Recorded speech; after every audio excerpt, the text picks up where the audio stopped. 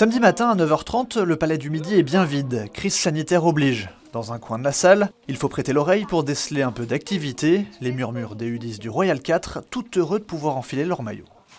Je suis contente qu'il joue son match, il y tenait et on est content. J'étais inquiète hier avant le journal, je m'attendais à ce qu'il y ait des restrictions encore plus, même pour les enfants. Mais apparemment, les moins de 12 ans peuvent encore aller en club et faire leur match habituel. Si Leïla et d'autres parents bruxellois ont accepté d'accompagner leurs enfants, c'est moins le cas du côté des adversaires, l'AS Arène. Les jaunes ne sont que 3 à l'heure du coup d'envoi.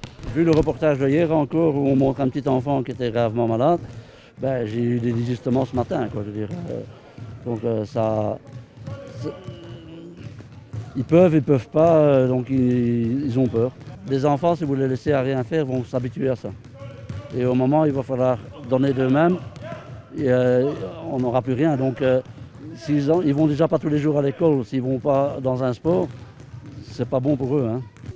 Quand je dribble, je regarde bien devant, voir s'il n'y a pas un copain qui est tout seul pour que je lui lance le ballon. D'accord ? Une seconde, la question après. Okay ? Les coachs ne leur apprennent pas qu'à travailler leur dribble ou leur adresse au tir, mais aussi des valeurs. Au Royal 4, les règles sont strictes et on écoute les coachs. Ils sont 4 sur le terrain, ça veut dire que là, aujourd'hui, ils sont 10. Il y en a 6 autres qui sont sur le banc. Ils encouragent leurs copains. Et quand on marque, tout le monde est content. Que ce soit l'un ou l'autre, celui qui fait la passe, celui qui... Voilà, tout le monde est content de jouer, tout le monde est content de monter sur le terrain. Et voilà, c'est toujours dans un bon esprit d'équipe. Bien sûr, c'est d'abord une activité éducative. C'est d'abord, et puis c'est une éducation sportive. Parce qu'ils apprennent à être à l'heure, à respecter l'arbitre, à respecter leurs collègues, à respecter les règles, à s'habiller correctement, comme il faut, comme ils doivent. Donc c'est plus éducatif que sportif.